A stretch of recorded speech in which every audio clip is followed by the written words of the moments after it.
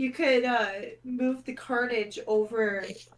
Oh, under Bob Marley. Yeah, and then put the Bears one there in the tapestry. And the carnage over in the big area, or the tapestry in the big area. Yeah, that would work. It's funny because it looks like there's not a lot of stuff on the walls because you only have the two things there, but there's a lot of stuff on the walls on this side. I think I like this one here better. Shadowboxing with Filthy, I'm J-Dog. And we are live with Shadowboxing Season 2, Episode 6. That's right, the intro, when you could only hear something for this episode and couldn't see anything but stream starting soon, was Crystal and Scott discussing the interior decor of the room that Scott's sitting in right now. So, You fucking bastard. as always... Us talking about what we're gonna do in here is the intro to the fucking show because he was recording. He used to do this to me all the time, dude. I'm so glad I got to do it again. And the best part is, again, literally it's just audio that's playing over a stream starting soon banner. Alright, as always, I'm J-Dog, joined by my best friend and constant co-host, Filthy. Filthy, how you doing? I'm doing great. Doing great, man. Hanging out. Got to watch a fun Super... Well, I got to watch the first half. I was at work, dude, and it was busy today. I did 39-something goddamn piercings on top of jewelry changes, on top of, hey, look at this as... And, yeah, no, so it was a busy day, but I did get to listen to most of it. And then a little bit before we did this show, so I knew what the fuck I was talking about, I actually sat down and I rewatched the second quarter through, the end of it. I had got all of the first quarter. And I was basically at the end of the second half. Like, I knew it was 23-9 rolling into halftime. And then I came back and I was like, Jesus Christ, Jonesy won? Yeah. No, but we'll get into that and talk from there. But busy day, but excited to be here. Happy to be recording some Shadowboxing. Sorry we did not give you guys any playoff Shadowboxing episode. That is actually on me. I've been a very busy boy with the end of September, me and him going to Louder in Life. I went to the When We Were Young festival with my wife in Las Vegas. So I was out for 6 days. I missed the whole playoffs. Unfortunately, I missed my playoff game. I would like to apologize to Noel, my opponent, that I couldn't play that. I know I've received a sim win in a playoff game, and I hate it. I would much rather play the game. But I just did not trust airport security and checking a bag with a PS5 in it. And, I didn't trust that, we're out of carry-on space shit. And, I wasn't going to roll the dice. I was not going to bring that PlayStation. When I drove with it to Kentucky, that's one thing. When I'm flying to fucking Nevada, I couldn't risk it. So, unfortunately, I did miss these playoffs. My wife's due in early January, boys. I'm taking a vacation for a long, long fucking time. I am here to stay, and I am here to see you all in the playoffs next year. Let's go, Bengals. Yeah, I don't think anybody, at the end of the day, life happens, right? And no, and that's what everybody said to me. Everybody understood my reasoning. It's just, me as the competitor, I take these leagues seriously. I think that's very, very obvious, and that's come across. Me as the competitor, that was a fucking hard decision. I waffled on that all the way until the morning of.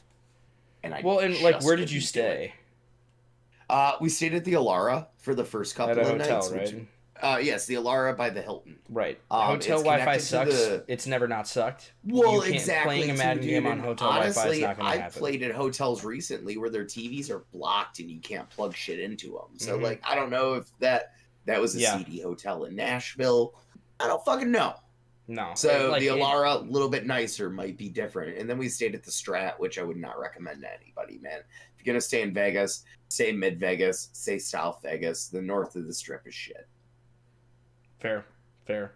And also, I've stayed at nice. I've stayed at nice for somebody that lives in the middle class hotels, and I have never stayed at a hotel that had sufficient Wi-Fi for online gaming.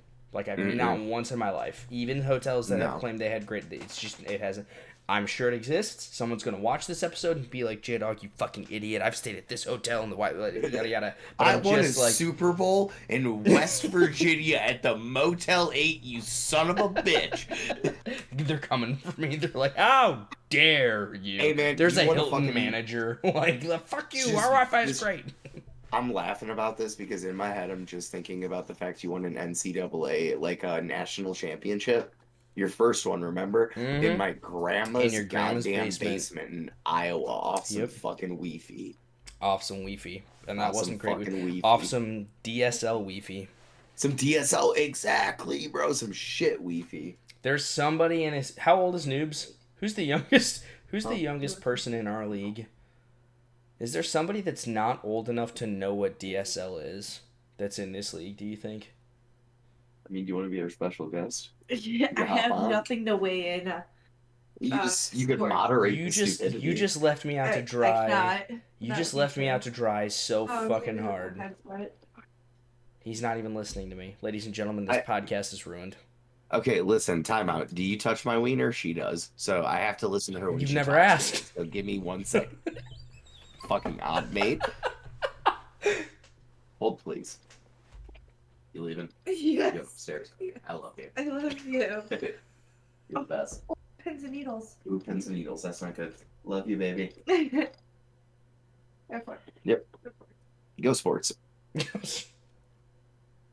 I just realized I muted this headset, which has nothing to do with the one I'm connected to. So Yeah. here we are, and here Here- we're back. Hey. Hey.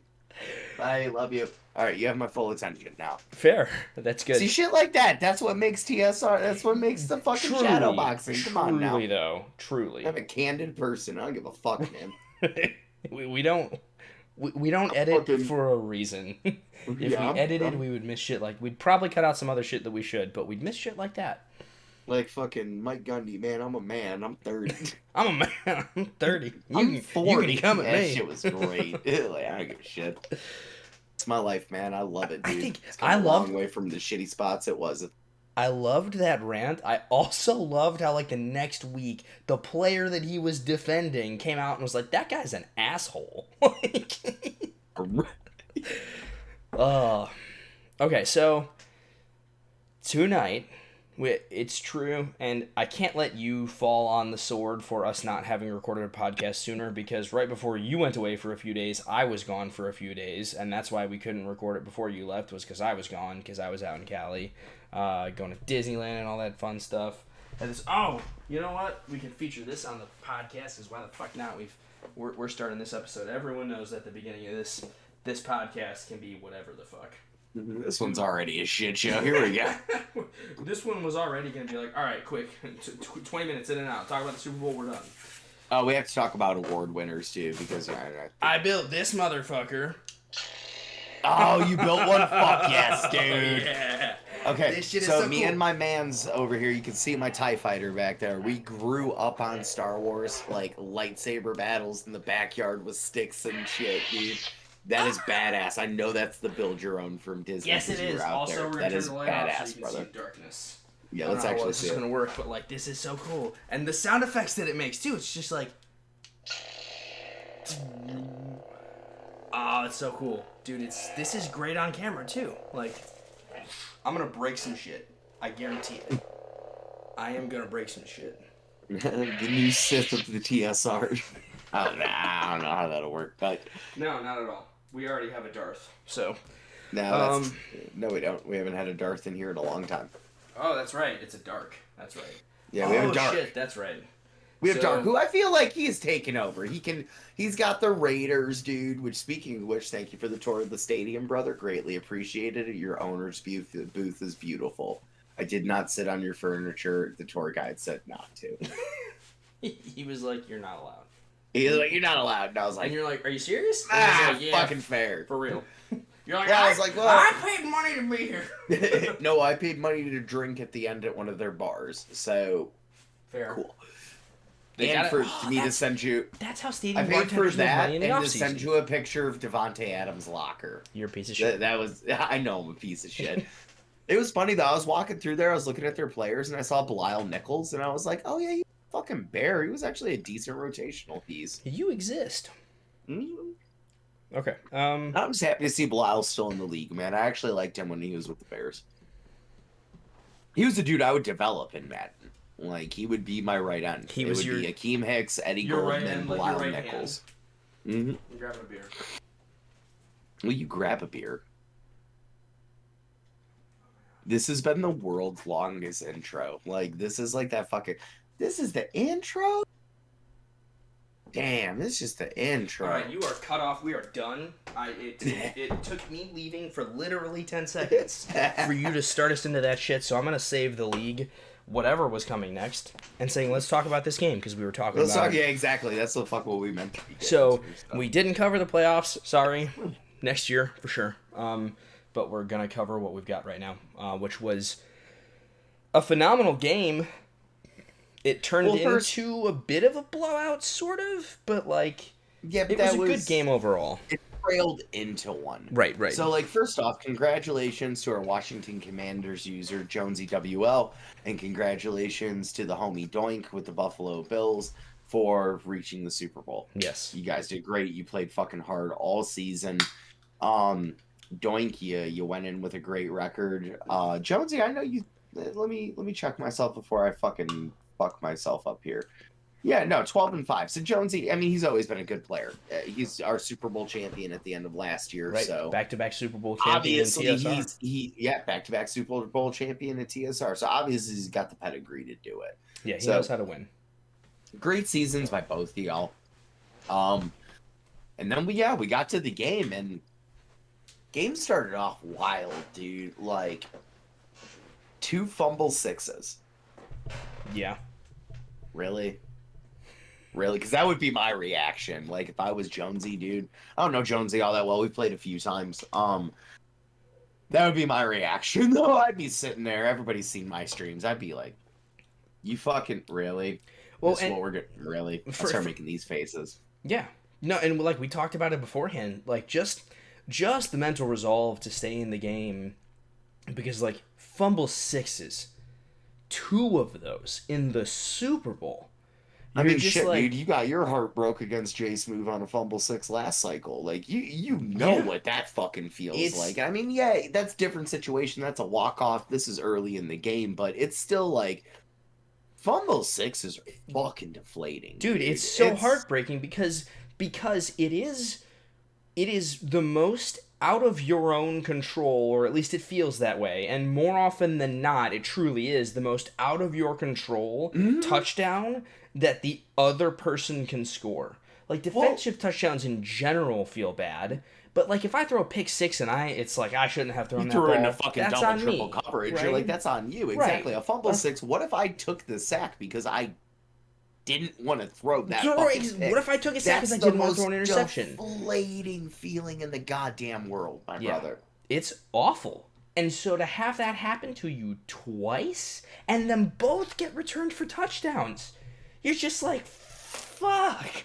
I know, dead ass, dude. If I was in control of the Washington Commanders tonight, and that happened to me, I would just be looking at here like, okay, so you just really wanted me to get my ass kicked live on Twitch in front of this whole league with Rice and friends talking about it, didn't you?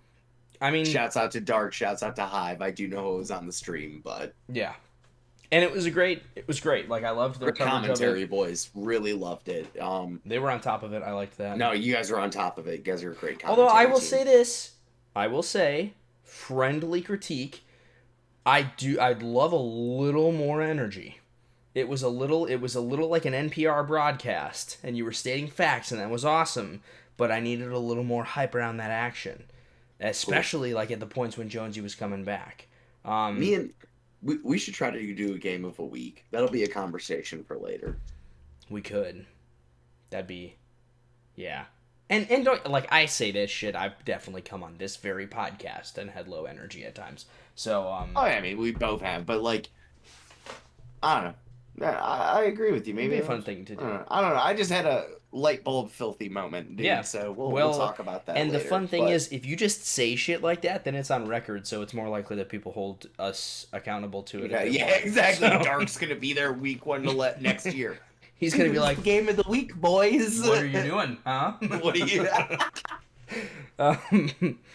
So it was a good game. It definitely had the elements of, like, I mean, it'll, like, if this were to have happened in real life, obviously it would go down as one of the greatest comebacks. This would be like one of the greatest Super Bowls in history. Rookie Sam Howell comes out and just runs a Philadelphia-esque offense with a lot of RPO action, heavy on the run game, short passing. You know, he hit some deep shit, but like kind of just fucking moved it down the field, dude, bit by bit, and didn't try to push it. You know what I Yeah. mean? I don't feel like when I was watching Jonesy, excuse me, and Washington play, he wasn't pushing it. Right. He was running his offense. Right. He was doing what he does. He He took some trusted. kill shots. He hit some stuff, but he just did what he does. Well, and the biggest thing was he didn't press, even when he was down early, even when the game basically said, fuck you, because that's the only way I can explain how you feel when you have 2 fumble sixes go against you. Even when all that happened, he stuck to his guns, even when early on the running game wasn't as effective. Like, obviously, Antonio Gibson was the Super Bowl MVP, rightfully so, but I think a lot of his success came later. I think early on, I think the running game didn't go well. And so I even told you, and like, how many times after a game when I got down early did I stop running the ball, and then in the second half I rip off a couple good runs and I'm like, why didn't I just stay with it sooner before it got more out of hand? Like, it's so hard when you get down early to stick to your plan, to stick to your game plan. And I think part of that is natural, because fumble six is notwithstanding, because that's like we've said, something that's usually out of your control. Usually, if you get down early, whatever your game plan was isn't working. That's why you're losing early. So that's why I think people tend to deviate from it, and a lot of times the deviation, especially when you're down early, tends to be to throw the ball more. But Jonesy literally won because he stuck to running the ball, and eventually was able to get that going and find holes and make it work, so much so that his running back Antonio Gibson was the Super Bowl MVP. And if you would have told me that was the case after the first half, I would have laughed, right? I wouldn't have thought that was even possible, much less likely. So it shows the resolve and the real grit, and I mean that in every sense of the word. I think that's a word that a lot of people should look more into, because grit is, I think, it's a super impactful and important thing just in humans generally. But the grit that Jonesy showed to stick with it, to stick with the game plan that he had, and to some extent, if you can keep your mental, that's easier to do if the reason you're losing is because of fumble sixes. Well, and here's the other thing too you have to really look at, man. This game, time of possession in this was fucking massive. Jonesy had that ball for 23 minutes and 3 seconds compared to Doink having it for 12 minutes and 57 seconds.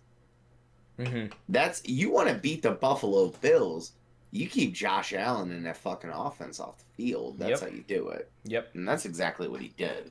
Well, and he also, the scoreboard shows that shut him out in the second half, which was huge. Made those halftime adjustments that mattered. Yeah. Made those adjustments that mattered, came out there, did his thing, allowed no points. Like, he was, 23-9, right?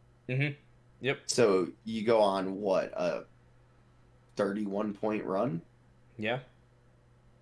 31 unanswered to win the Super Bowl? Holy shit. That's nuts. And to just, to lock it down in the second half. And again, if you just look at the stats, everything is so heavily one-sided for Jonesy. The game didn't feel that way. Really, it didn't really feel like, okay, he's run away with Jonesy this game. didn't pull away until the fourth quarter, man. Right. Out of those 30, Oh, it was 30, I'm sorry, it was 38 points unanswered. Out of those 38 points unanswered, 22 of the motherfuckers come in the fourth quarter. Right. In the fourth quarter. Over half of his points came in the fourth quarter, which is just uncharacteristic of a Super Bowl. You're down period. all the way through the third. Yeah. Yes. You're down 23-18. Yes. You're not out of it, but you ain't fucking winning either. And then to come out and just rattle off 22. Now, I know Josh Allen, because I listened to, afterward, I did hear, Doink come on, and he talked about how Josh Allen had sailed some balls and some stuff like that. And I mean, there was one in particular that was, so it was a throw that I didn't think was a great throw in the first place, but it was inaccurate, threw it to a guy that picked it off, and it was called perfect accuracy. And I was like, and they, because I know they even said that on the stream. They were like, well, that wasn't a great decision, but like also that was not an accurate pass. Like, no, so I don't. It wasn't. So like, why are you saying it was? No, I agree with that. That happens all the time. I hate to say EA, fix your shit. Okay, moving on. No, the game sucks. It doesn't. Yeah, well, no. So the gameplay is in a better place than it's ever been. Yeah, you and Shane tell me the same thing. Oh, shut the fuck up. But I think the engine is as good as it's ever been. I do agree with that. I don't think I think many of the interactions are very broken within that engine. And so I think that can lead I think that means we're both right in different ways. I think we're both right in some capacities, because the one thing I do bitch about and I can't agree with, this did happen to me against Hive. I can't remember if it was Hive or Doink. I played them back to back at the end of the season because fuck me, right? And like I threw one which Norse god did you piss in the Cheerios of? I have no idea. All of them, I guess. Played God of War one too many times, and they were like, "Well, fuck you, kid." Well, fuck you too. But like there'll be passes where it's like your guy has the positioning, he's in front of him. There's no way he doesn't get this, and it's like the defender behind him somehow makes the play on the ball. Like I feel like I saw that with one of the late interceptions for Buffalo, because that's where like the turnovers reigned was in the fourth quarter. That's how he blew up to that 20-point lead, 22-point fourth quarter. But that's because like you get stressed at that point, you're down now. Like, holy shit, this game flipped on me. Yeah. And you start pressing, and that's when you make mistakes. And then sometimes Madden's like, well, this guy doesn't have the positioning, but he hit it right. So. Right. But we like him, so. Yeah. Yeah. But, I mean, at the end of the day, that last intercept, like, that wasn't going to spark the comeback either. Right. At least not in my opinion. Right. So, yeah, no, I mean, I think overall, you know, like I said to you, I guess this was probably before we were recording, but, like, it just, to me, this is, you know, the resolve to stick with it and to keep on trying what you've been doing, what you know works, even when you're losing. That's that's just championship pedigree, which is, of course, to take nothing away from Smooth. But, like, Jonesy's been there, right? And he, he gets what it takes to stick it out. Maybe knew the right adjustments to make, obviously, because to lock that Buffalo offense down and keep them scoreless in the second half, that is a monumental achievement, because Buffalo has no shortage of weapons. It's also, once again, I go back to time of possession. Yeah, well, and keeping Antonio Gibson going. Fumble sixes. It's so fucky, you know what I mean? Like, but you're right, though. It's the determination. It's the understanding of, this is my system. I know how to run my goddamn system. I'm going to go out here. I'm going to play solid defense. And I'm going to run my fucking system. And I'm going to take over this game. Mm-hmm. And that's championship mentality right there. That's winners win. Yep. So, and like I said, no offense to Doink, man. Like, he's one of the best players I've ever played, man. I can say that with confidence. We've had close games. Like, we had an NFC championship year one in TSR, man. Right. Like, we've played some games, yo. But I also feel like Doink, the name Doink, from my understanding, came from, like, he's just got this, it seems to flip on him like that. And I almost just wonder, is that like a cloud at this point? Like, I mean, I know it was like that. Remember when we were younger, when we used to play this shit? Yeah. We used to whoop my ass for like the first, 2 to 3 years? Oh, come on now. It was longer than that, but like... Okay, so maybe we'll give it 4 or 5. The problem is we've just been playing this game and each other for so fucking long. It's like hard to... I can't remember what year it was, but there was like, I hadn't beaten you ever. Yeah, it was a while. It was like fucking years. And then you beat me, and then all of a sudden you were like, I can do that. And then you beat me every time for a few years then. I love this, because we're playing a pickup game at your house back when you used to play those with me.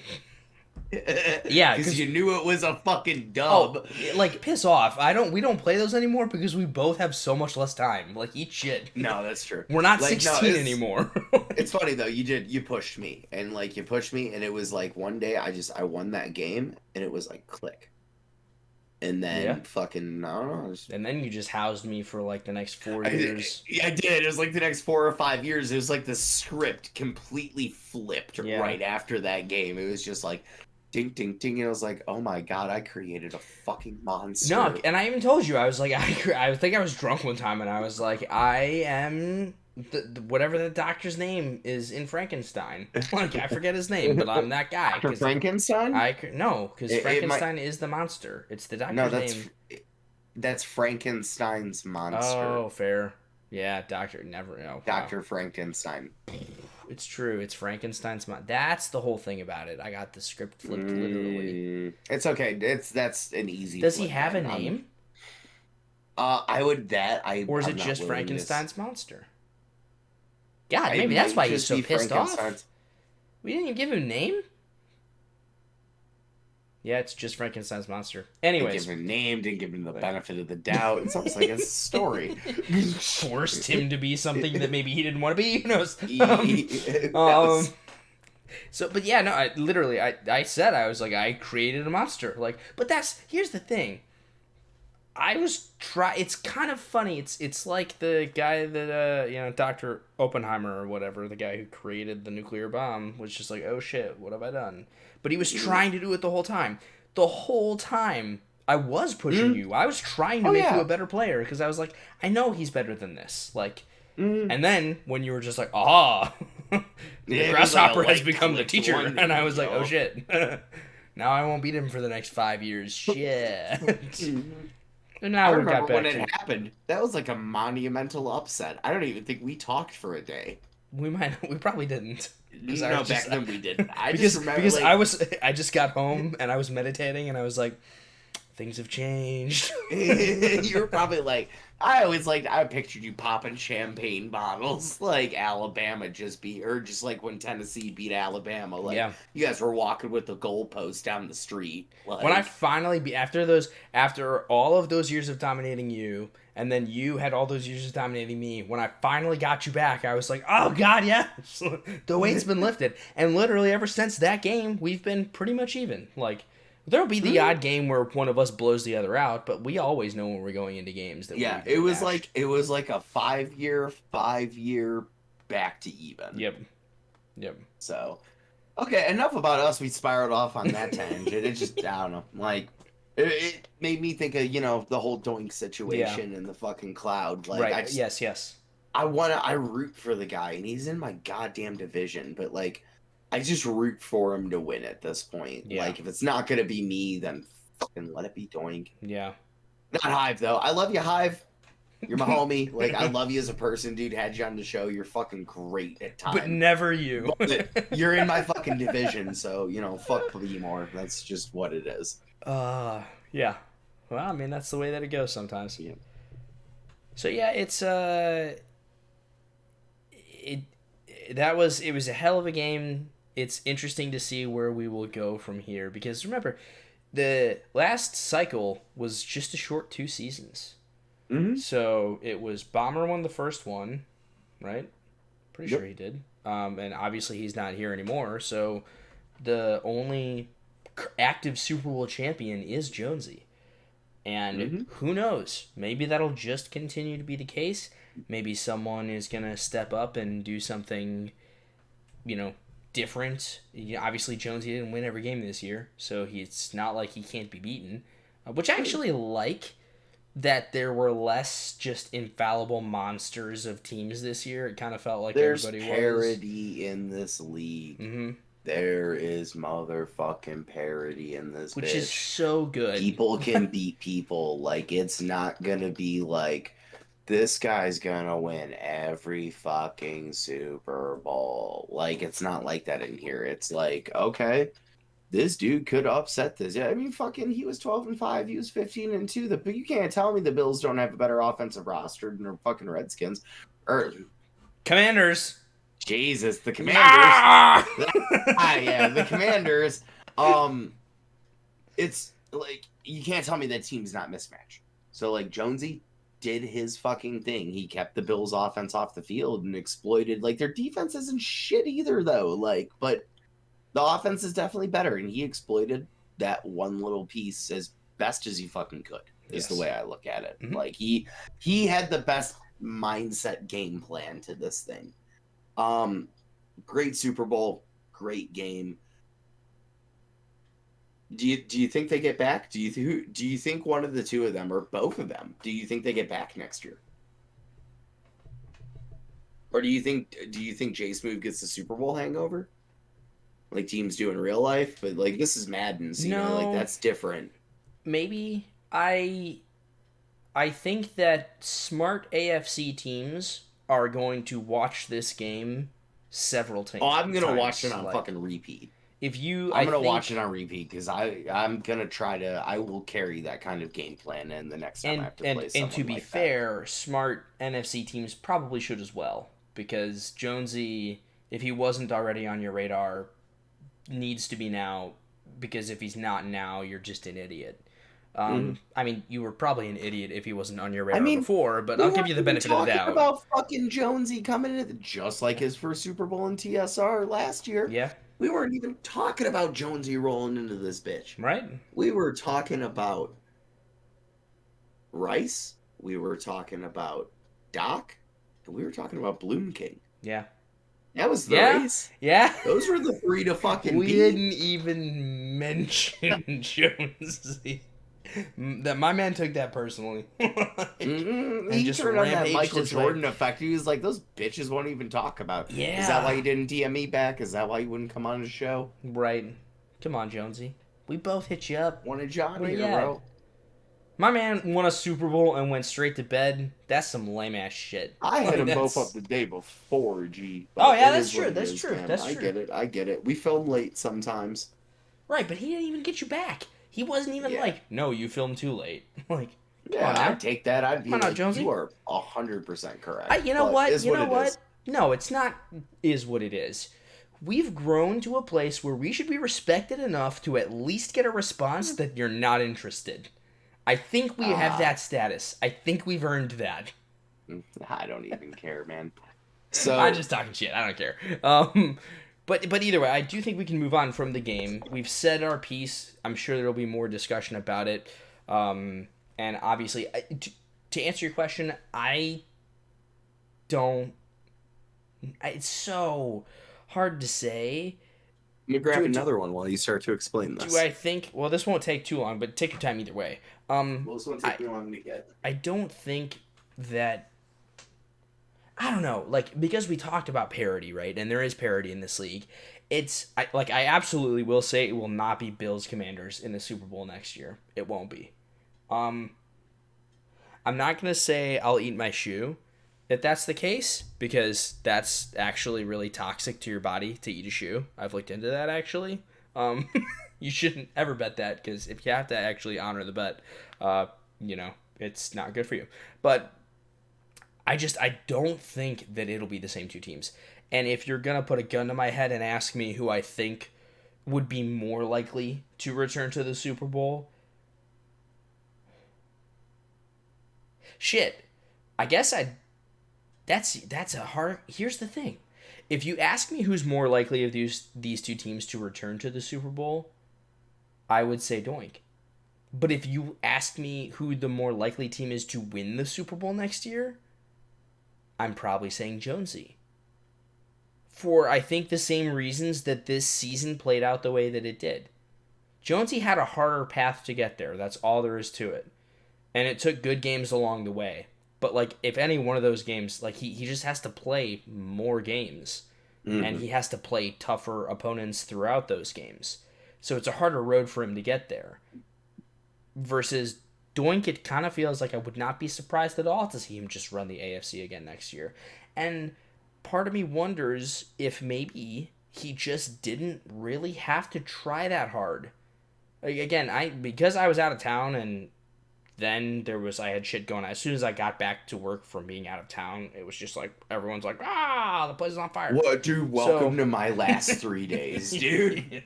It's fun, isn't it?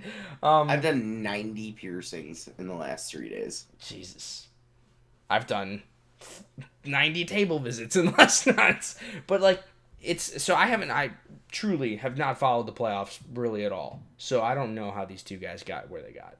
But I know through the regular season, Doink was pretty much the guy to beat and had the team that was the team to beat. Like, so outside of all of that, and I mean, we can go, like, we're not that deep into it. We can, like, look at the playoffs. No, yeah, you can hit playoff pictures still, Doug. So, yeah, Noel got the win over me. Where? Which Where was do you hit playoff picture? Go to schedule. Oh, yes, yes, you can. It's right there, baby. There's the road. So Noel got the win over me, which was on the Force. Dark came out, man, and like, you know, we had talked about noobs racing in there. Dark came out, fucking erased noobs out of the playoffs. And then, Hive handled the Chargers 44-7. Good for Seals, man, seeing him to make the playoffs, dude, because I know he struggled with the Cowboys last year. And, like, just came back around, dude. Got it together this year. You know, had up and down seasons, had some great wins. Swept the fucking Raiders, who ended up being a higher seed. Yeah. Like, and I know he said, I saw that message. I'm coming for the UAFC teams with a vengeance next year, so... I'd like to see it, man. Hope I'm on the schedule. I'd like to see it, big dog. Yeah. But I'm happy you made it, man, and I expect to see you back here next year. I expect to see you back. As a higher seed, too. I expect to see you back. Because your conference is shaking up now. It's not the same names it was. Right. Like, him and Darkness, to me, are at the top of that conference. Faz is gone. Chiefs are under new ownership. Or open, I don't know. I know there's like 3 open teams, something somewhere around there. If we're going to talk about getting those filled at the end. So, AFC side, or NFC side, Doc ran over Gouda 31-21. I don't know if that was a sim. I know they said there was 2 sims in the playoffs. Rice ended up beating Evans 24-14. Packers ended up moving on there. And then Jonesy, who was at the 5th seed, came in, ended up beating Tampa Bay, man, who was a really good team when Timber had him. He had, like, went on a huge streak, lost to me, then went, you know, back on his streak again. He played really well. Yeah. Rice ended up getting Doc 30-20. I know that was a rough game for Doc. Jonesy ended up beating... Wow. Bloom. Yeah, ended up beating Bloom, the number 1 seed, 27-10. He was in and out. And then Washington over the Packers, 31-21. You know, another great win right there, an 11-pointer to seal it. And oh, that's crazy, yeah. And so AFC side, you know, you had the Bills over Null, 38-13. You know, good on the making the playoffs year 1, 4th seed with the Jaguars. That's pretty good, man. That'll instill some confidence in that. Yeah, that's not easy to do. Team, definitely. Because that team can only get better. Like, yes. Oh yeah. So yeah, and him getting there, and then of course Hive 34-23 over Dark with the Raiders, which set up that AFC Championship game, which was Doink over Hive 37-15. But it does, looking at that, just, and again, that's not, of course, you know, Doink had convincing games, I would say, both in the divisional and championship rounds against good opponents, especially the championship round. Like, it's 1 versus 2. That's chalk, right? That's the Hive should have been the next best team, and he handled them convincingly.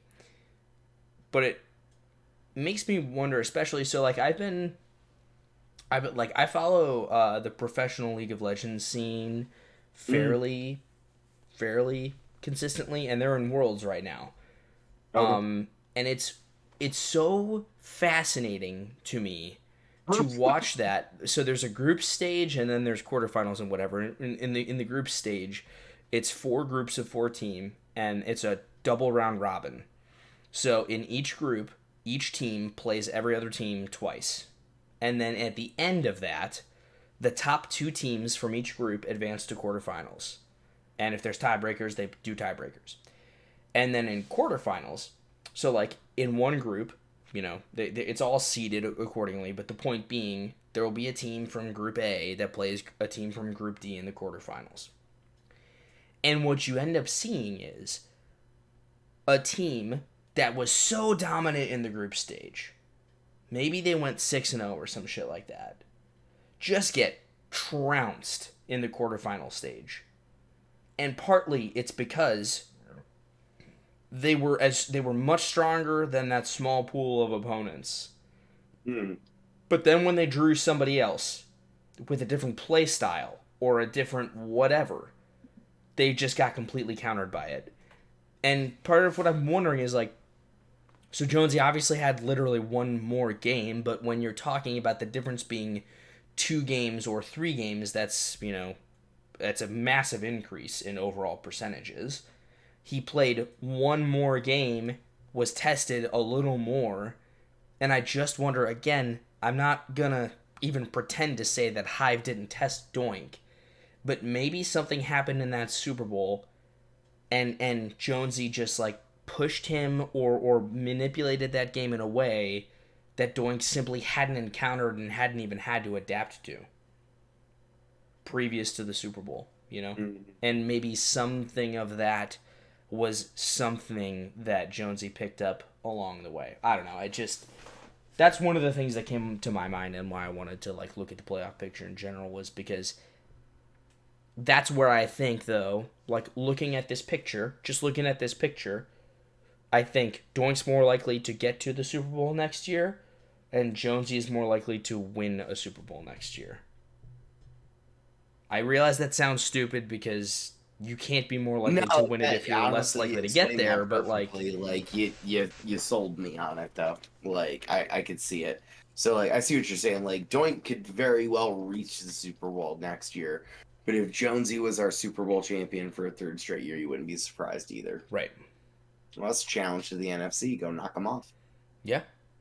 And there's plenty of talent there. But again, 27-10, man, that's a beatdown on the number 1 seed. Like a Bloom, who you pointed out was like one of the 3 people we were talking about as the only people that should be talked about for the NFC. I got a feeling. He'll be back. Oh yeah. I got a feeling that Bloom ain't. He gonna come back with a goddamn vengeance, man. I've played that dude. We've played a couple of games, man. He's kicked my ass twice, and I've beat him on last-second field goals twice. Like, he is beatable. You can win, but like, you gotta be smart. You gotta play your A game. Actually, like seeing that now, I didn't realize he went through him. That's the most goddamn impressive game. Right. That, and then him beating Rice immediately after that, like in a boom is like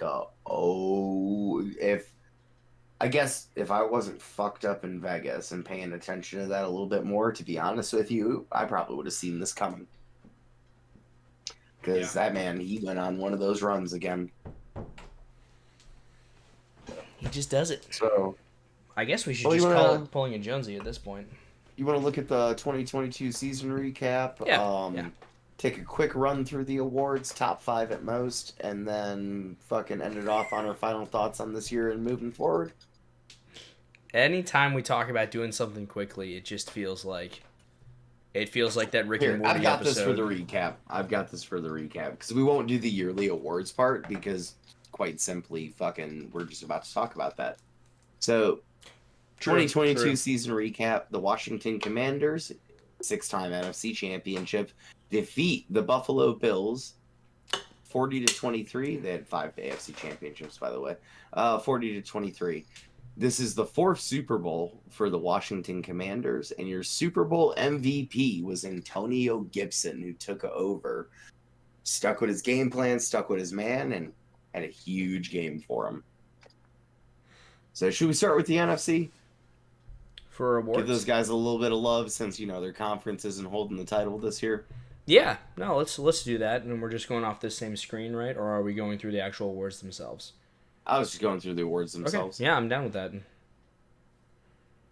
Interesting, though, So- just looking at that screen, what's fascinating to me, and I'll just say this, and again, this is a little, like, but it's something that should be pointed out, and spoilers as well, we'll talk about it, but, like, the MVP, Coach of the Year, and Offensive Player of the Year in the NFC, well, actually, just straight up, yeah, the MVP, so that's interesting. For yearly awards, the Offensive Player of the Year and Defensive Player of the Year, when you look at the season recap, are for, it's not by conference.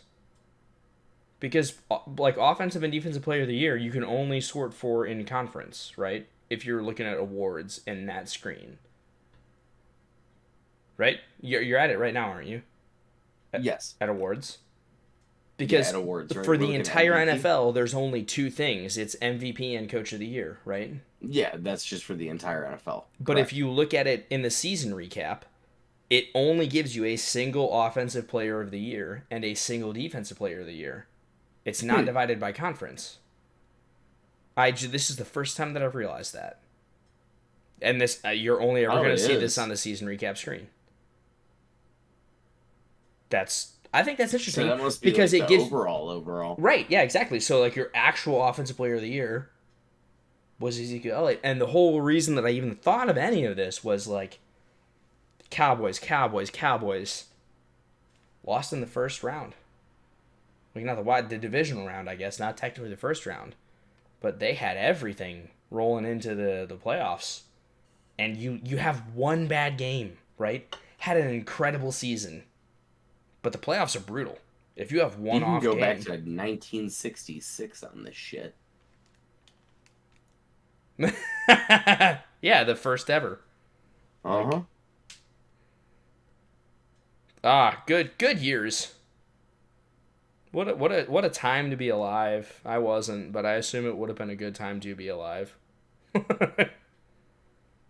Bart Starr was the first two Super Bowl MVPs. Johnny Unitas was the NFL MVP. Joe fucking Namath. Yeah, all right, we're not going down this rabbit hole. We're not going down that rabbit hole. But yeah, like it's again, that is how unforgiving the NFL playoffs are. It's what makes all non-series playoffs exciting, because the Cowboys seemed like they had everything going for them, and you have one bad game and it's over. Damn, I Bloom, I'm sorry. I did not mean for this to be like shitting on you or anything like that. I think it's not shitting on you as much as like a highlight. Like, you had an incredible season, like, and it's so quickly it can just go the other way. You know, you can do everything in the postseason, in the regular season. To that end, Doink had an incredible regular season as well. He had a pretty good postseason, but didn't win the Super Bowl. So it's like the regular season sets you up for the postseason, but it means nothing once you actually are playing in the postseason. Like, you're trying to position yourself as well as you can, but you need to understand that once you get to the playoffs, nameplate's off, baby. Like, we're just trying to play to win, and we have to completely ignore anything that happened before this point, because it basically doesn't matter at all. Alright, so, going to awards. Words. Oh, Kenny Pickett was only 22nd in passing. I thought it would have been a lot worse than that. Jesus. So, Ezekiel Elliott, obviously your NFL MVP, followed up by Rojo, Kamara, Dobbins, Akers. It's a fucking halfback award in Madden every time. Coach of the Year was Mike McCarthy. Cliff Kingsbury was second. Patterson third. Zach Taylor was number 4, and He's got such Robert a fucking Saleh, number 5. awkward smile. Look at Zach Yeah, he Taylor's does. smile. Like, that's a guy, it's like, are you being held against your will? Like, what's happening here? Sorry, Mike McCarthy's face looks like Aaron cost me my job. Yeah. All right, so No. we'll start with the NFC. To be fair, though, his own system cost him his job, and that's why he's failing as the actual Cowboys coach, but we don't have to talk about that. Offensive player of the year in the NFC was Ezekiel Elliott, followed by Alvin Kamara, followed by Ronald Jones, Cam Akers, who apparently can do things in Madden, just not real life, and Jamison Williams, the rookie, from good old He's Detroit. an 85 overall now. Oh yeah, he's gonna be so disgusting. So disgusting. So, I mean, just looking at it, like, any surprises here? Jameson. But only because okay. this is just our running backs award. It's like, so the thing is, quarterbacks, I think the reason that quarterbacks never end up in any of these categories in Madden is because users throw too many interceptions. So, like, a good running back will always stand head over heels above that's a bad reference. Why did my brain do that? But, like, they'll stand so higher above quarterbacks because running backs typically don't fumble a bunch, so they don't turn the ball over. And, like, quarterbacks don't throw as many interceptions in real life as they do in this league, like the top quarterbacks at least. And so I feel like the way that Madden calculates this award is like more the way that it would be in real life, but the problem is that quarterbacks are throwing way more interceptions. So the acceptable like touchdown to interception, like literally no user that isn't just cheating or using like clearly cheese and just straight money plays is ever going to touch like Aaron Rodgers levels of touchdowns to interception ratios prior to this year. He's been shit this year, but like the point being, like, that's just something that will never happen in a Madden league. So it will always be the running backs. And to that end, it's annoying because we had great quarterback play this year. If you consider that, yeah, they're going to throw more interceptions than regular. But, like, dude, Patrick Mahomes threw for, like, 5,000 yards. Joe Burrow, like, but again, these interception numbers are massive. Mahomes threw 40 touchdowns, 34 picks. Your Joe Burrow, 48 touchdowns, which is a ton. Also threw 36 picks. Like, I don't even know what the best ratio. A lot of those were early on too. Like, I feel like that number is going to be good next year. God, these numbers are like even higher than I thought they would be. Never mind. Maybe quarterbacks don't deserve it. There's so many. There's so many. Madden quarterbacks don't deserve this praise. I guess not. All right. I will say shout out to Matt Stafford through 34 touchdowns to only 18 interceptions. That's actually really good. Again, everybody else. Jalen Hurts was 36 to 20 picks, but Wilson threw 37 picks. Josh Allen threw 34 picks. Winston was down at 27. That's fine. Tom Brady threw 47 picks. Patrick Mahomes threw 34 picks. Derek Carr threw 39 picks. Joe Burrow threw 30. Like, everyone's throwing an ungodly amount of interceptions just because of the way the game is. So it's like, again, I'll wrap this up. It's annoying to me that it's always going to be the running backs getting these simply because they don't turn the ball over the way that quarterbacks do. Because I think it downplays that there are still good user quarterback. There's good quarterback play in this league relative to what we should expect, and it'll never get highlighted in when the running backs also run for 23 and 2,200 yards, and I'm pretty sure that's way over the record. Yeah, that does help too, but that's way more over the record than like 5,000 and 5,200 yards passing is. But, exactly. Yeah. But let's move on to defensive player. Nick Bosa, man, I know he was way high up there. Was it him, or can you go check real quick? Was it him that led in sacks? Mm-hmm. That's crazy. The defensive player of the year is on the 6-11 team, while Jaron Curse, of all people, is, second on a 15-2 team. And then you have the Vikings 14-3. Like, that's the funny part to me is the records going. You know what's funny? I went to sacks, but I was still in the passing category. So I was like, why the fuck is Kenny Pickett leading in sacks? And I was like, oh, that's me. That's me. Yeah, that tracks. He got sacked a lot. Also, I was like, why do I have to scroll so far to get to sacks? It all makes sense. Yeah, Nick Bosa had 20 sacks, that's actually ridiculously low. I say this as somebody that's a D-line user when I have a monster that can do it. But, like, we've been in leagues where, like, where either one of us was, like, using a guy that had, like, 30 sacks or something like that. Nick Bosa had 20, and that paced the guy in second place by 5. Aaron Donald had 15. So this was actually a low sack these are low sack numbers compared to what I would have expected, to be completely honest. Also, Evans, if you're not going to use him, send him. We can talk. I'll give you hot. I mean, Aaron Donald We can was talk a trade second for in Aaron the Donald. league in sacks, so it's not Yeah. like he wasn't doing anything. Oh yeah, but I'll take him. I'll take him and user him. Please send him. Well, yeah, but me too, and I'll give more for him. So, like, if you're gonna engage in any sort of conversation with Filthy, and We've done this kind of bidding war before. This time, I'm not going to do it for a fucking corner. Yeah, exactly. We did this time. We did this the time before, and the time before that we did it, you won. No, you won. You traded for Aaron Donald. I traded for Jair Alexander. Who helped who more? Oh, like yeah, for sure. Aaron Donald got That me was to the Super year Bowl. my Yeah. Ravens fell apart in that league. But I was trying to trade for Jair. Like we were battling for the same player. You got him, and didn't work out. And he swung another deal on me where I was like, yeah, God. Well, because like I'd done a decent job. It was Geno Adkins. He was good for me, and he just retired. And I was like, the fuck, man? Let me find out about Aaron Donald, and that happened. And I was like, oh shit, okay. So yeah, but that'd be why he's your defensive player of the year. He led the league in sacks. And so to be fair, I didn't see everybody, but J-Ron Curse wasn't second, and I don't think he was third. So he might have been on a 15-2. It doesn't tell you what position he plays, so he might be a safety. Oh, that's fair. Yeah. He's probably not. Yeah. So yeah, he doesn't have broad enough shoulders to be a down lineman. That's for sure.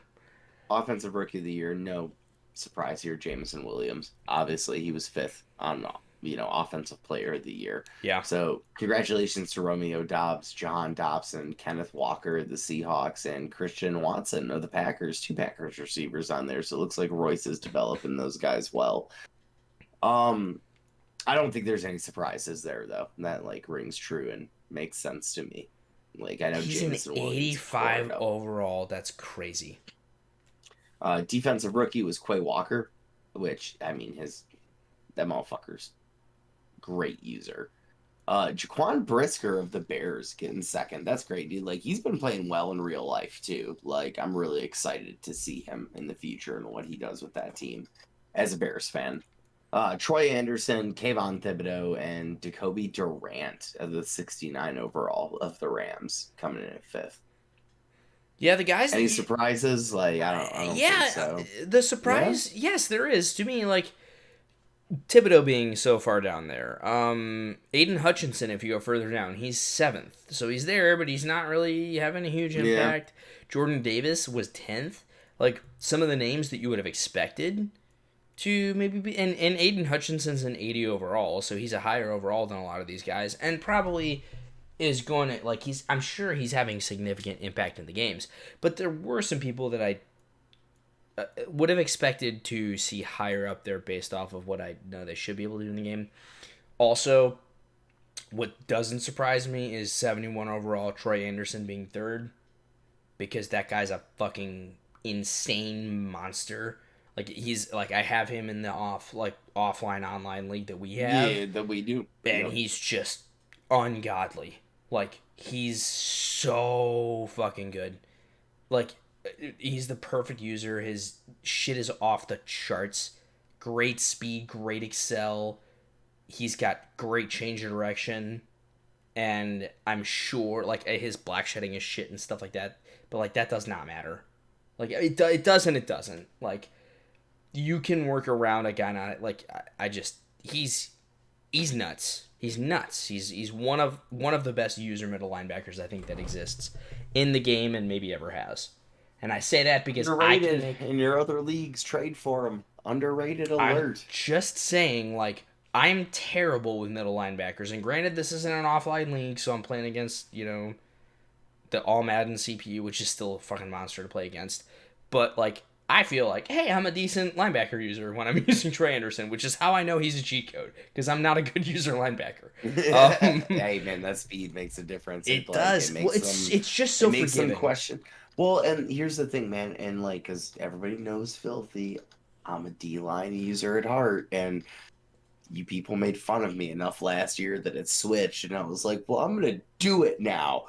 And you set me on this hellfire bent quest to be able to use her. And honestly, I'm not great, but I'm in a way better position than I ever have been. And you know what helps me is honestly understanding the route concepts of the offense now and how plays are supposed to work. I'm kind of now getting like how these guys knew when to fall back.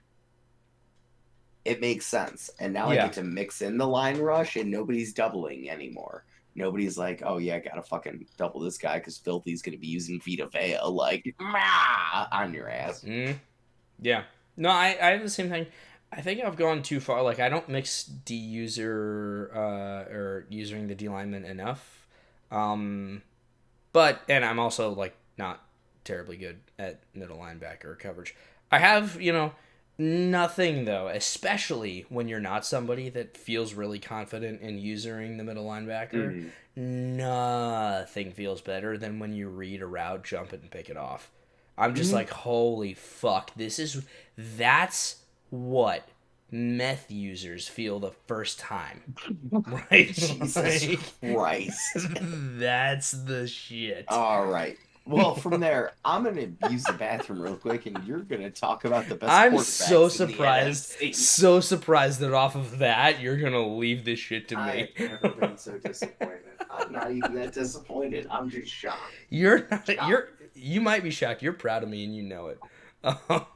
Just a wee bit. But and I can't stress, it's the first time, right? Because every other high after that, it's not as great, and you're always chasing the first time. But yeah, oh man, that's good shit.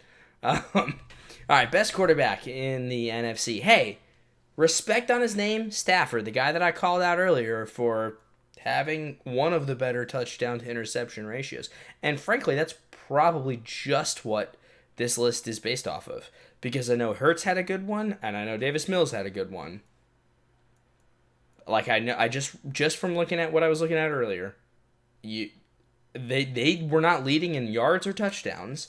Stafford was closer to the top. Hurts, like, Mills was closer to the middle of the pack, but he had a good touchdown to interception ratio. So I'm learning things now, maybe things that don't really matter. So who cares that I'm learning them? But like, that's probably how.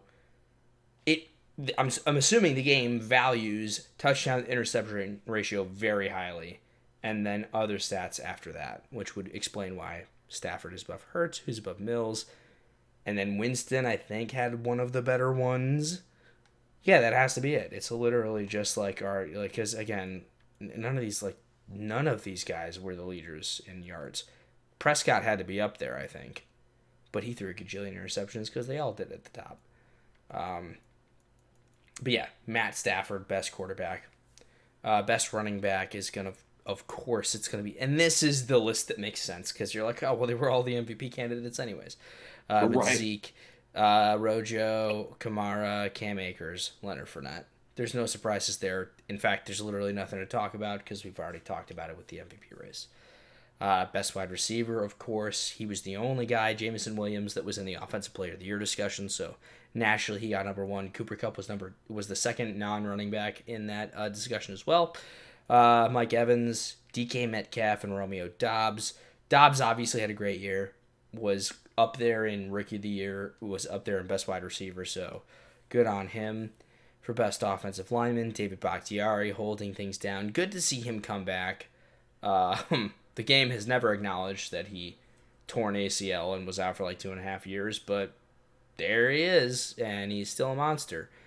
Zach Martin, names you expect to see at the top. Rodney Houston's pretty good, I suppose. Trent Williams. He was the first. How was he a 97 overall? Is it because they were 6-11? Has to be morale, right? Because if I recall, Trent Williams was the first ever 99 overall offensive lineman. Yeah, it's got to be. And it was this year. Gotta be. So anyways, name you expect to see there, and Jason Kelce. These are all very, very solid offensive linemen. So no surprise there.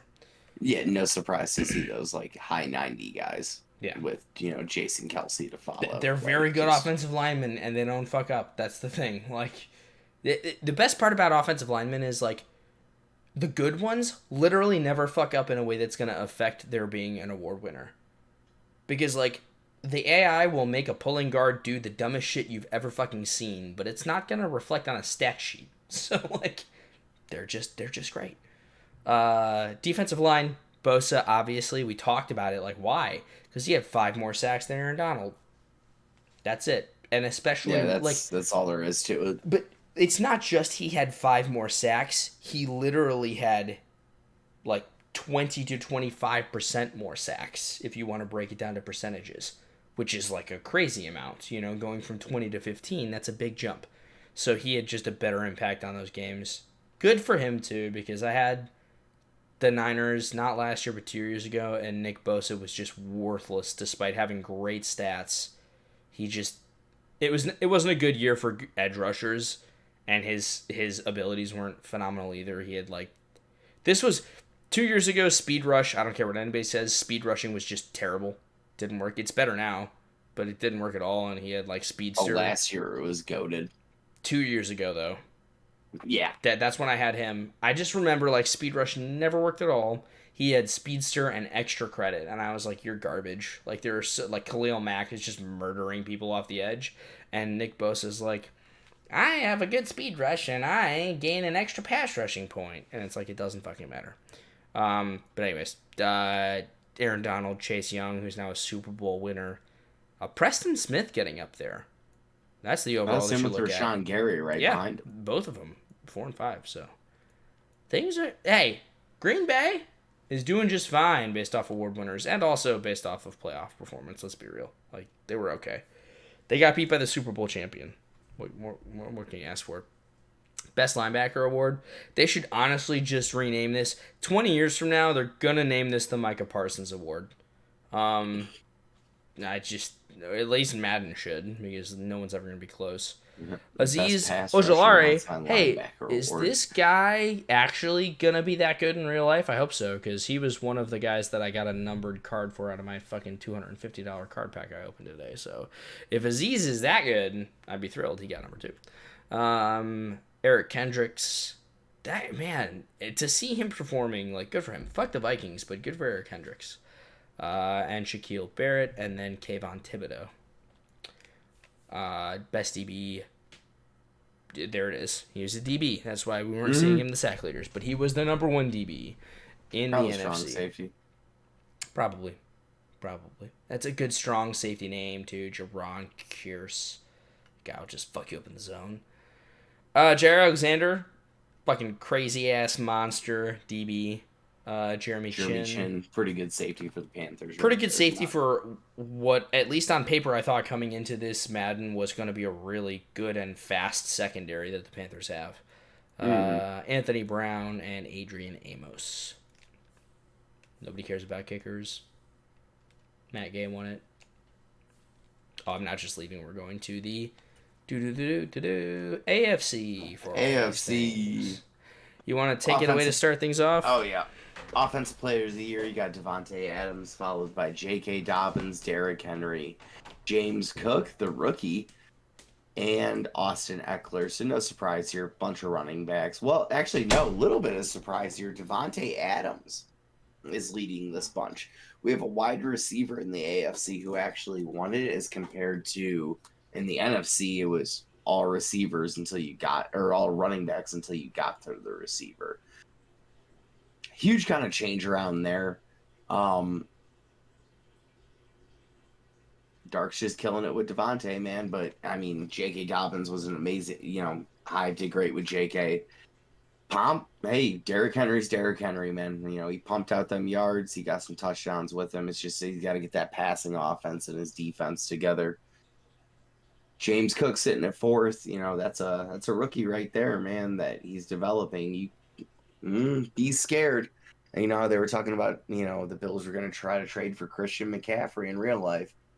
They don't need to hire, don't need to when James Cook's developing just fine for him. And then you got Seals coming in with Austin Eckler coming in at number 5 on the list. Defensive Players of the Year, Micah Hyde, followed by Von Miller. You got 2 Bills cornering it there at 1 and 2. Nazim Nazir. God, I've heard them say it. I fuck it up every time. Good fucking job. Patrick Queen coming in at number 4, followed by Curiel. That's crazy to me. You got fucking 3 Bills in the top 5. 3 Bills a Raven, and a Jet. But yeah, no, I said during the Super Bowl talk, the Bills, you put the weakest part of that team on the field, but like, I mean, looking at this, maybe you fucking didn't. Offensive Rookie of the Year, this doesn't surprise me at all. James Cook played great all year for the Bills. Garrett Wilson coming at number 2 for the Jets. He's gonna have a Jets. They got some young guys, man. They're probably gonna be really good for them going forward. You got Garrett Wilson at 2. You got Breece Hall at number 3. Isaiah Pacheco for the Kansas City Chiefs coming in at 4, with George Pickens, for your Steelers coming in at number 5, Offensive Rookie of the Year. Oh yeah, he had a great year. So, but really looking at noobs here, man, with Offensive Rookie of the Year in the AFC, man, he's got 2 of them in the top 3. Garrett Wilson and Breece Hall. Yeah. Could have something brewing there. I think so. Those are great offensive building blocks. Like, they just are. And there's not a whole lot more to say about that other than, that's got to feel so good. You've got 2, like, a really good, offensive rookie, a really good receiver, and a really good running back. Like, that feels good. Most definitely. Excuse me. Kyrie Elam coming in at Defensive Rookie of the Year, followed by Daxton Hill, Bubba Bolden for the Jaguars, Sauce Gardner for the Jets, and Kyle Hamilton. There's another young Jet up there on that list. Yep. Gotta say, I'm proud of my man Daxton Hill. Played really, really great for us this last year. Started out really, really hot, and then kind of disappeared a little bit towards the end of the year, but got high hopes for that man. Not surprised, another Bill on this list from that 15-2 team, and honestly, another Jet on here. Those young Jets, they could become something pretty quickly. They're definitely looking like they're in a good spot. If you're just looking at their offensive and defensive Rookie of the Year candidates, like, that's always a good thing. All right, so for best quarterback, you've got Lamar Jackson led the way, followed up by Joe Burrow. Patrick Mahomes, Kenny fucking Pickett. I'm telling you. Okay, so I said this. Maybe you were hearing me. Mm-hmm. I think that it heavily weighs touchdown to interception, although you threw a bunch of picks too. I understand the logic in no way whatsoever for this. Kenny Pickett was the 22nd ranked quarterback in yards. He was on an 8-9 team. His touchdown to intercept, like, I'm gonna look this up because he was above Josh fucking Allen. Kenny Pickett this year threw for 3,580 yards, 25 touchdowns, and 18 interceptions. 3,500, 25, 18. Josh Allen threw for 4,646 yards, 37 touchdowns, and 34 interceptions. So he threw a boatload of more interceptions. He threw a boatload of more touchdowns, just not so many more touchdowns, and threw for a shit ton more yards.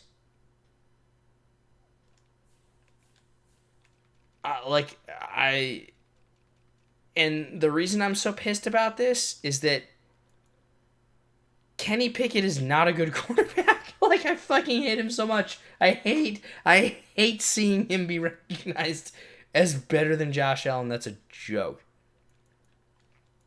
He's not awful, but, like, he's just not the guy, you know what I mean? Like, it's not a guy that I ever expected would have been 4th in quarterback of the year voting. I don't get it. He had a poor season by game manager standards. And that's not you should have game managers that are up in there anyways. But anyways, I'll stop now. I think the moral of the story is the AFC threw a lot. I mean, the whole league threw a lot of interceptions. The AFC more than the NFC, I think. But yeah, so that's your quarterbacks. For running back, J.K. Dobbins, number 1. Derrick Henry being number 1 is not a surprise, or being number 2 is not a surprise. No, not with how well he played and how many yards he put up. But seeing him be on a 4-13 team, considering how well he did, that's the surprise, really. But still, had a great season, and Derrick Henry is just, he's insane. Like, you can't, it must have been in, did I play him in our league, or it was a different league? It might have been a different league. All I know is, like, Derrick Henry. Oh, no, it was, I played the Titans in Alpha. This was last night, and that was fun, because it was a close game, but they had enough momentum to have, like, the first thing, and what it was that their players couldn't be knocked out of X Factor.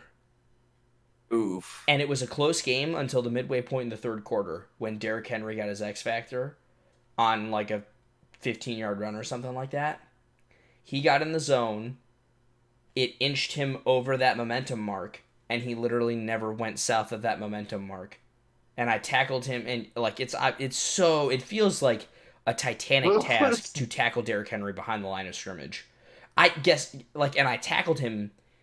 The first play happened, and I tackled him the first one that happened that I tackled him behind the line of scrimmage, and I was like, thank God it's over. And then they line up under center, and he's still glowing, and I'm like, what the fuck?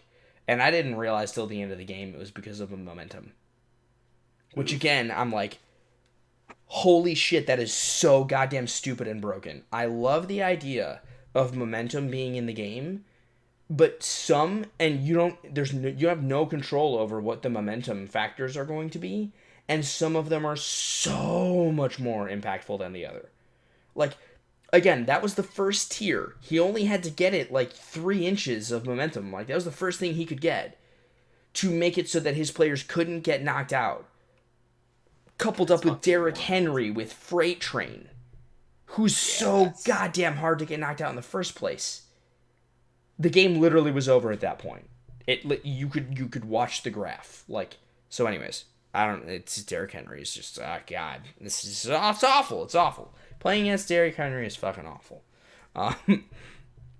Not good enough to be number 1, though. He's still chasing J.K. Dobbins. Number 3 was James Cook, who obviously had a phenomenal year. Joe Mixon, your boy, at number 4, and Austin Eckler at number 5. Devontae Adams, to nobody's surprise, is number 1. I played Dark, and I fucking beat Dark, and Devontae Adams still had 3 touchdowns against me. Like, it was just like, it's like the Thanos line. It's like, dread it, run from it. Devontae Adams just balling out on your ass arrives all the same. Right. Like, doesn't even matter.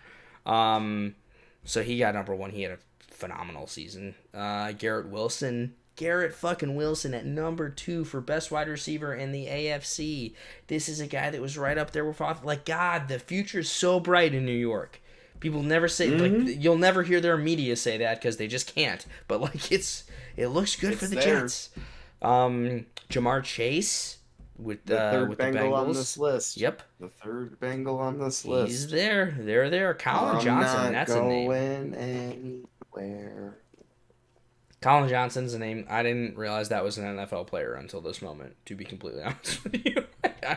I don't know how far down on the depth chart he was, or to start the season, I should say, but he had a great year.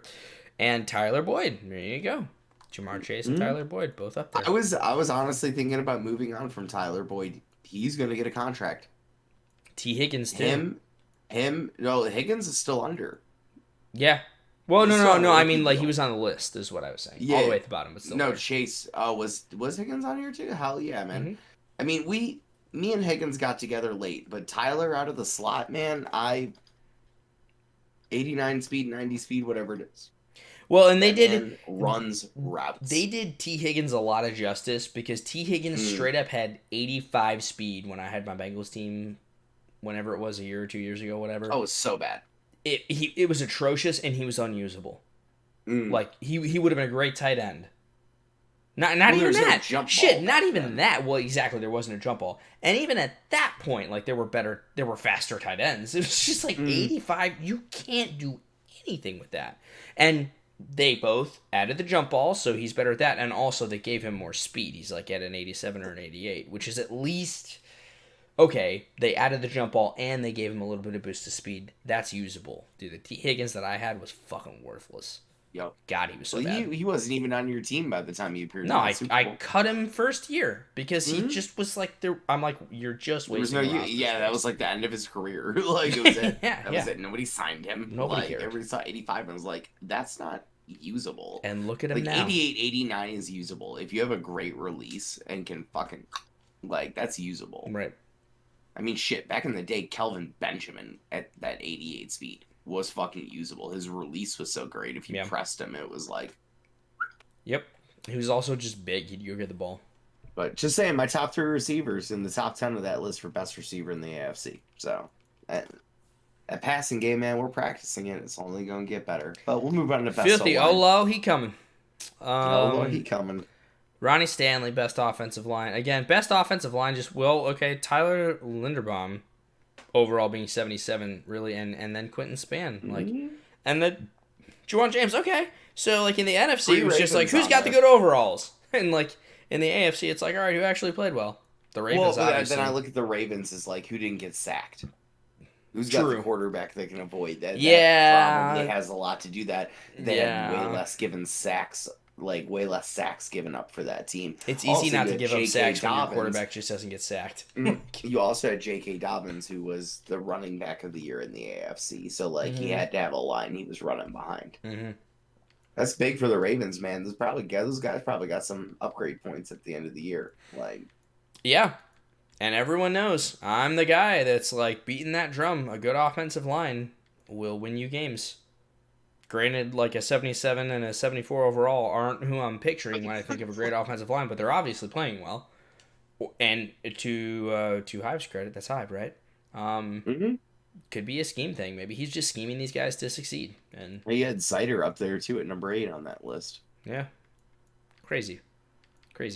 Another 5. Quentin Nelson was number 2. Quentin Nelson's so fucking good. That guy's a monster. And then Quentin Nelson, and Quentin Spain. I said Spain. It's Spain. And then Juwan James. That's the top 5. D-line is Von Miller, well earned. And these are some fucking studs up here. And then of course you got Von Miller, who's a monster. Myles Garrett is just a monster. And then Trey Hendrickson, who's like, if I'm just looking at overalls, it's like pretty good, very solid, young enough, gonna develop, but like doesn't strike me as like in the same caliber as those other 2 guys that we talked about. So you had Trey Hendrickson. Tell me about him in like 20 seconds. I mean, I had a good season with him in 2022. I mean, in Madden 22, when I had the Bengals, dude, I had like 20 sacks within the season. Trey Hendrickson isn't a joke. I will say, though, I would like to get younger on the other side. I like Trey, but I want to get one of them sexy speed rushers.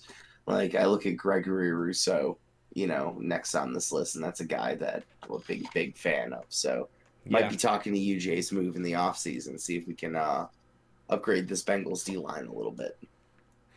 And then you got Casey Hayward, who is like the complete and utter opposite of a speed rusher. That's an Akeem Hicks. Yeah. That's a 3-4 inside. That's a 3 technique D tackle. That is what an end in a 3-4 is. Yeah. Your nose tackle eats up the double. Your ends are supposed to play that fucking 3 technique. Yeah. Well, that's what he is. Well, and he's a 3 guy. technique D tackle in a 4-3. Yeah.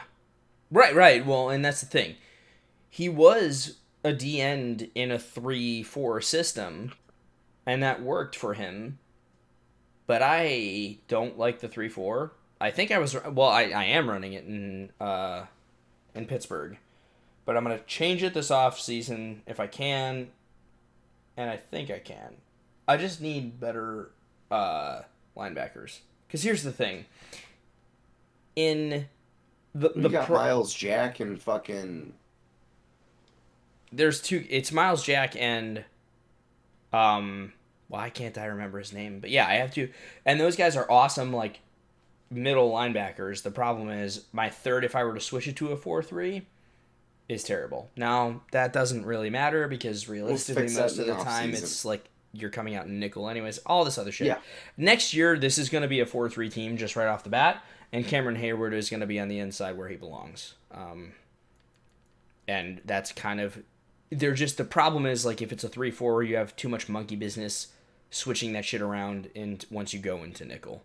And so that's just gonna get fixed anyways. And there's all this other, a lot going on. Either way, he's not like he lined up a few times on the exterior, and I was like, "What the fuck are you doing out there, guy? Like, you have like 73 speed. You are never on the edge. Like, there's not a situation where you should ever be out there." And that will not happen next year. But still, had a great year, and he's a great player, so he'll find his role. Best linebacker, and again, you're probably not going to see T.J. Watt on this list next year because he's just going to be straight up down. He was third, incredible athlete, but not to jump over Bradley Chubb, who had a great year.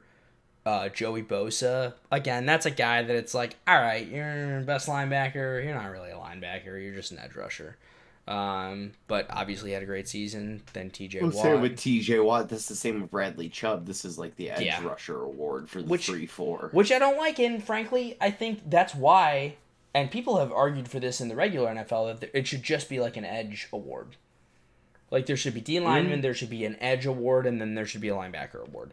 Because Patrick Queen isn't doing anything close to what these top three guys are doing. He's just not. To that end, normally the best linebacker is somebody that people are like a middle linebacker that's been used to get a whole lot of picks. Now maybe that just signals that there's more people that are using safeties than middle linebackers in this league. Well, it's because the middle linebackers don't animate like they used to. That too. They changed that a few years ago. They did for the better. But anyways, and then you've got Khalil Mack that's at number 5. So linebackers showing up. A lot of edge rushers on this list. And then for best DBs, Micah Hyde and K.R. Elam are 1 and 2 on that list. And then you've got 3 Ravens in a row. Chuck Clark, Marcus Williams, and Marlon Humphrey. So the Super Bowl was very well represented, or the AFC just straight up was very well represented in the best DB award. They've got great secondaries. Those 2 teams, and then it's everybody else. Ravens actually have 4 people, or 3 people, I guess. No, it's 4. Four of their DBs were in the top 10, which is nuts. So I will have to look at the way that goes down here. And then, again, nobody cares about the kicker, but Greg Zuerlein. Whatever. Good to see the old man still doing it. He's still kicking that ball just as hard as he can. Dude, Kenny Pickett was 30th in the NFL in passer rating. Oof. 30th in the NFL in passer rating, but that's good enough for 4th in the AFC quarterback. I just... Makes no sense. But yeah, so I think that about wraps it up for us. We recapped the year that was 2022 in the NFL. Yeah, do you have any closing thoughts or anything you want to wrap up on? Yeah, closing thoughts for me is just I mean, obviously I think this is a great league, guys, and I wanted to continue to be that. Rolling into the next year, I know we kind of lost some faces over season 1, and I feel like that's kind of taken a toll a little bit, and I don't feel like it has to as much as it has. I feel like I love TSR. I feel like the mass majority of the people in here love TSR. I want to see TSR keep going. I want to see this to be, a full cycle thing this year. I want to see it be a full cycle thing next year. I want to see it be a full cycle thing the year after that. I want to keep doing this show. I know we've got a couple open teams. I know I've said this a few times. I don't know how many of you anymore actually make it to the end of the podcast, but everybody's got a friend, man. All of you play in other leagues. Like, it's not impossible to find the guy who is a decent fit or might be a decent fit. We've had people in this league early on that unfortunately quit, because they didn't like the game or this and that, where it was like, well, they started off kind of, but, got better over time. Mm-hmm. Like, there are people, you can't tell me out of 28 people, somebody don't fucking know somebody. So let's get it filled up. Let's get that energy back up. Remember perp up? Remember like being hyped about this shit? Yeah. Let's get the chat back to that. Let's get to talking back to that. Let's get TSR feeling like TSR again. I'm not saying it doesn't. I'm not saying that I think it's going away, but like I just feel that we as a community need to make this the place to be if we want to preach this the place to be. I think it can be, and I want it to be, but we need to do that as a community with the people that we have here now, because the people that we have here now are the people that want to be in TSR. And if you don't want to be in TSR, I feel fucking sorry for you. And I will beat that drum until the end of time to anybody that'll fucking listen to me. Mm-hmm. I don't know if you have anything. Those are my ending thoughts. No, I mean, I think you nailed it. It is, and it's 100%, like you said, we're going to beat that drum to anybody that'll hear it. And I guess there's no way for us to beat that drum to people that don't want to hear it because they just wouldn't watch this podcast. But if there was a way for me to force feed this, I'm not going to pay to advertise this podcast. That's where I draw a line. But like, seriously, I like you said, we'll be up on this soapbox until somebody physically removes us from the soapbox. And that's all there is to it. Because it's a great league. This is what a lot of people think about, like what they want in a league is this league. It's well run. You don't really have to worry about people that are cheesing and shit like that. If you have things that you need to address, the admins are quick to do that. And we just got to watch an awesome Super Bowl that I didn't feel like was tainted by anything, you know? Mm-hmm. I mean, how many leagues do you watch Super Bowl, but it's like, okay, well, both of those guys are just, they're cheesy guys that don't break the rules. Because that exists in a lot of these leagues, right? Oh, yeah. And you didn't see that at all. You just saw a great Super Bowl. And I think that this is a great place to be. This is a great league for anybody to be in. And whatever the fuck their other like pre-decided notions of this league are, and they can go eat shit, because like this is a fun league to be in. This league is the reason that we revived doing a podcast at all, and like you said, we're gonna keep doing this shit until they close the doors on us. So right. That said, you had a great point. Everyone knows somebody. There's somebody in the league. There's somebody that you can reach out to and be like, hey, this is a really fun place to be. And you also had a great point. We just need to perp the fuck up, y'all. We need to be better as a community. Just straight up. Like, there are plenty of days where, and I'm somebody that gets overwhelmed by trying to keep up with chat, right? Because I'm in too many Discords. I'm going to be straight with y'all. I haven't been overwhelmed by keeping up with the chat. Like, we need to be more active. We need to be there. We need to be talking, whatever the fuck. Like, so what's going on in your day? You know what? Everybody that listens to this podcast, everyone that listens to this, I want you to tell me about midday tomorrow how your day's going. Tag me in that shit. Be like, hey, J-Dog, this is what's up with my day, right? That's all I want. Like, let's be more active. Let's talk. Let's be more social, because that's like the other beneficial part of being in a league like this. It's not just good gameplay and fun things to follow. It's the community that's a part of it, right? It's the community that you can be a part of. It's a fun thing to do. So let's perp the fuck up, y'all. Let's be more active. Let's chatter. Let's talk to our friends. Fill this league up. And at the same time, I almost hate ending the podcast like this, because I don't feel like this is some kind of charity drive or some shit like that. Like, this is not some sort of league where we need to beat war drums or we're dying. Like, we're going to be fine either way. But, like, we do have a couple open spots, and I'd like to see those filled by users, right? I don't like CPU games. No league does. So let's fill those spots. Let's get more active, and let's continue this, like, great thing that basically I feel like just dropped into my lap. Like, it's same here, dude. It's a great thing. So let's continue that. And again, if there's other things, if there's something that we want to do, who knows what we'll do. The next podcast, I don't know, we might take it a different direction because there won't be a whole lot of content that will have happened. The off season, obviously, maybe the first couple weeks, there'll be some stuff to talk about then. But we might try something different. We're always down for different things, so just hit us up, let us know what you're thinking, and otherwise, yeah, that pretty much wraps it up. So, as always, thank you to everybody that listened. I hope you did all watch to the end, and look forward to hearing about your days tomorrow. I genuinely care. I want to know. And otherwise, for my best friend and constant co-host, Filthy, I'm J-Dog. It's been our pleasure to host episode 6 of the second season of Shadowboxing. Make sure you folks take care of yourselves, and if you can, take care of someone else as well. Good night, y'all. Perk the fuck up, baby. Perp up, motherfuckers! Woo!